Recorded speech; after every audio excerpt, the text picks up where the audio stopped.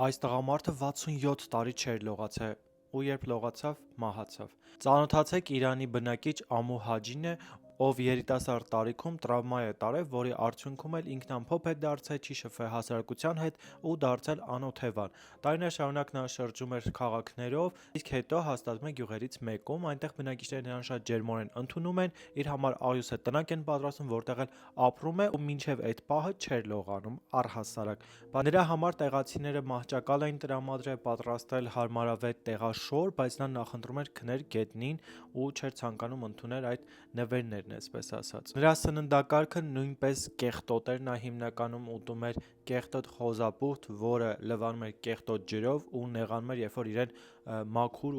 то есть նորմալ ուտելիք էին տալիս, դա ուղղակի նեղանում էր գյուղացիներից, կամ չէր ուտում, կամ դեն էր նետում, կամ էլ կեղտոտում էր նոր ուտում։ Իսկ քնելուց շատ հաճախ ոչ թե հենց գետնին էր քնում, այլ իր փորած փոսի մեջ, որը նման էր դագաղի։ Տղամարդը համոզված էր, որ այդ կեղտը իր պաշտպանիչ պատյանն է։ Նա չէր ցանկանում լողանալ, հիմնականում իր հագուստը դեն էր նետում միայն այն ժամանակ, երբ որ լրիվ մաշվում էր, իր հագի վրա ուղղակի թելեր էին մնում, այն էլ նա վառում էր, այլ ոչ թե ուղղակի նետում աղբամանը։ Ձմռանը նա հագնում էր այն, ինչ գտնում էր դրսում, կամ շատ հաճախ նույնիսկ չէր հագնում, քանի որ մտածում էր, որ իր վրայի կեղտը իրեն տաք կպահի։ Տղամարդը հիվանդացավ, ինչպես նաև այդ ժամանակահատվածը համընկավ նրա հետ, որ գյուղացիները արդեն զզվել են իր կեղտոտ վիճակից, ամբողջությամբ հոտ էր տարածում, երբ որ քայլում էր փողոցներով մեկ, եւ որոշեցին նրան լողացնել, քանի որ նա հիվանդ էր, չէր կարող որևէ կերպ